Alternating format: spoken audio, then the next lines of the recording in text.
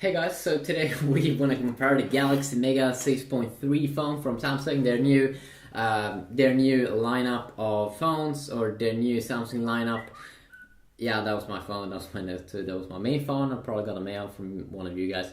But today we'll be comparing it against the iPhone 5 with the latest iOS 7 Beta 2, which comes definitely with some new additions. But I assume that if you watch this video, you probably even haven't seen this sick phone, the Mega phone, which is extremely big here from Samsung. If you want to know what it is, it's like a mid-range smartphone, which is bigger than the Note 2. There are two Mega phones out. It's the Mega 5.8 inch, and it's also being called Mega 5.8. And then we do have this one, which is Mega 6.3, which is insanely big, insanely awesome. The only negative thing is that if you want to have the best, this one is only though a mid-range device, so it doesn't come with the best specs. The display is like a TFT display, so the viewing angles is not all that great compared to AMOLED.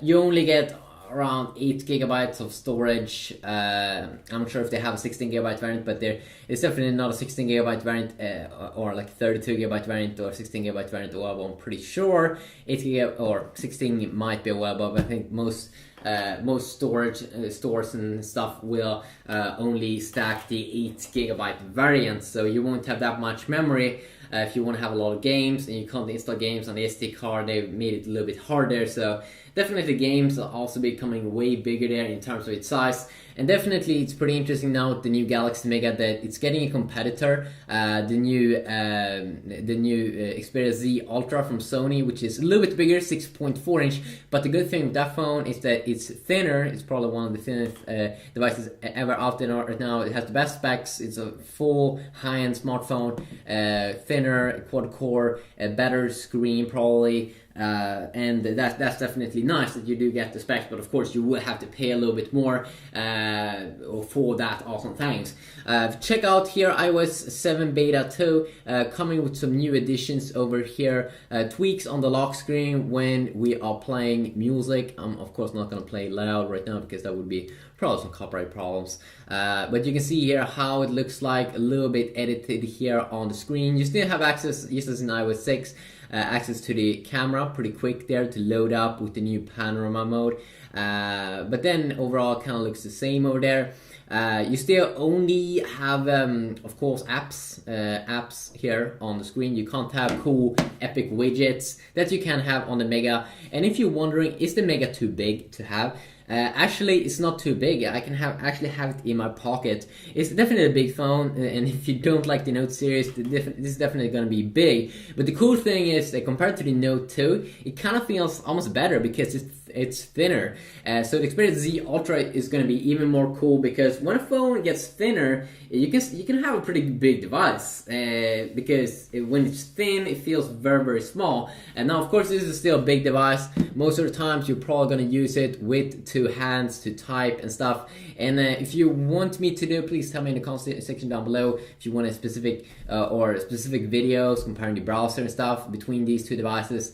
I can definitely check that out. But as I said, one of the main things here with Android, we have cool widgets here, very cool widgets here, Story Album, a music player. And the cool thing with some of these widgets is that you can change the size of them. And here you can definitely see how useful this could be, where you don't even have to open up an app, you just have to change page here to check out the calendar and see what's going on. Even though this is quite good integrated also in the iPhone with latest update, that you swipe down like this.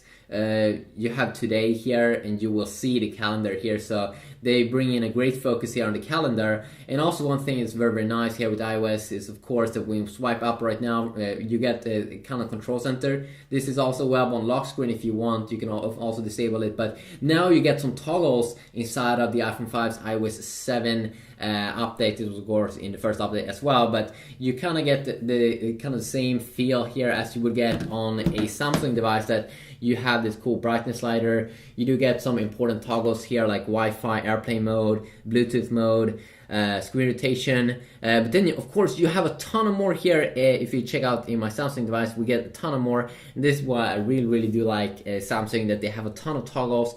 something I really want to see in the HTC phones like the HTC One. I really hope that we will see that, and that HTC will be focusing a little bit more on that as well. Also, some new additions here with Beta 2. First, voice memo. So you can record voices and stuff and record that and have store that. It was available in early versions of iOS, but not the first variant. You also now in iMessage, when you do group talk, you can see pictures of the ones that you're talking with. Safari could also have some tweaks if you live in the US. I'm pretty sure I didn't see that, but some US websites were informing me about that.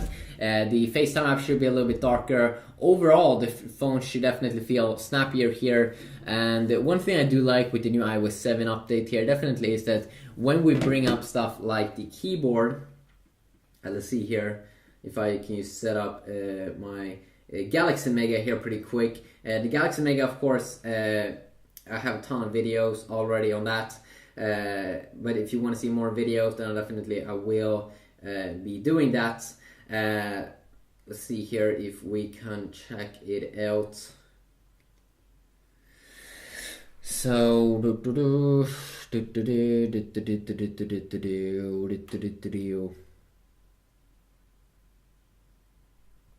we go into the settings area here, we go to my device, we go down, language and input, Samsung keyboard, setup input.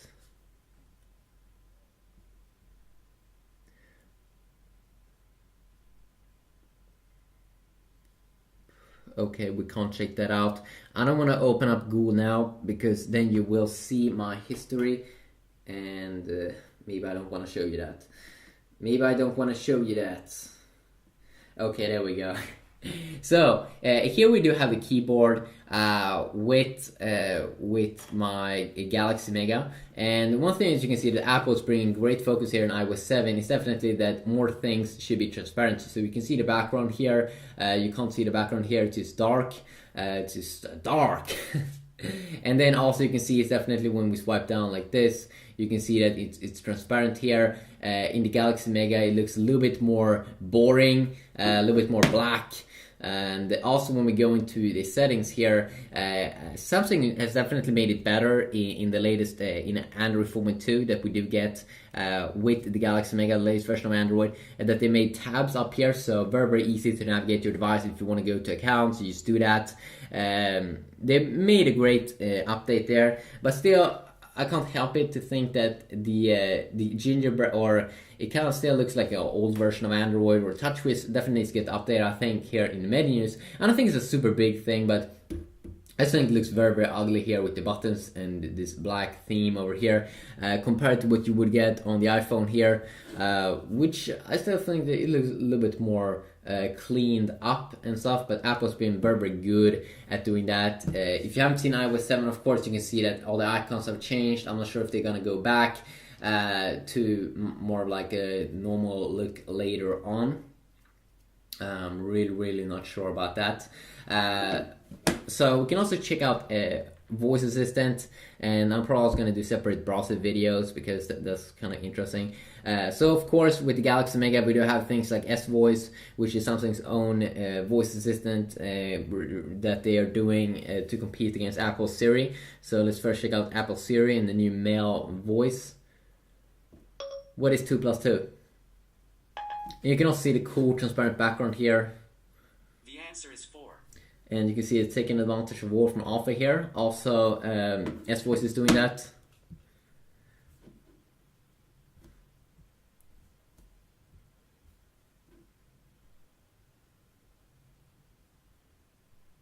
Skip. What is 2 plus 2?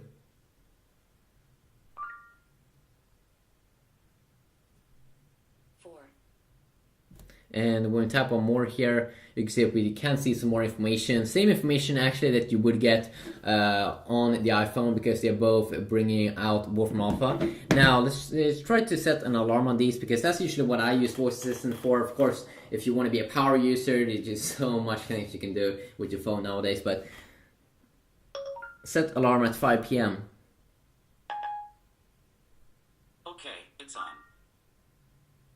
So just because it's a little bit slower here with the Galaxy Mega, you can see that it was a little bit slower, and then it was bringing up information here on the Siri, or it was hearing Siri talk and things. And this one, it doesn't want to stop talking, or I have to disable it. All right. This is your alarm for third. Okay, just be quiet. Okay, just in general, S Voice feels like a cheap variant of Siri, a little bit slower and stuff, but of course, in the end, it will get the work done. And then, of course, you can just use Google Now, also to use as a voice assistant with Android. Set alarm at 5 p.m.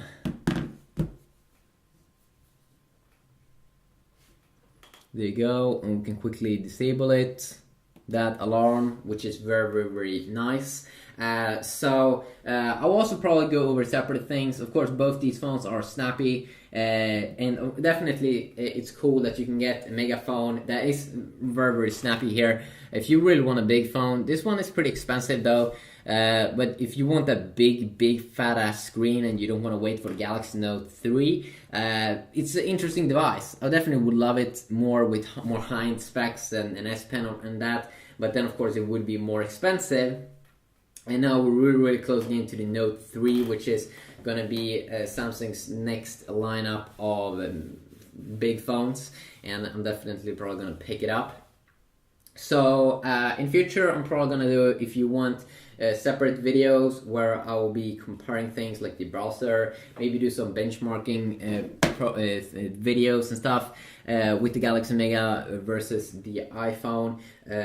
But you can tell me about that in the comment section down below, and I will see you if I read your comment. If I do, usually I try to see if I can find a very nice comment and then respond to that. But you can really see it here that the power with the Galaxy Mega really comes when you want to read a lot of text.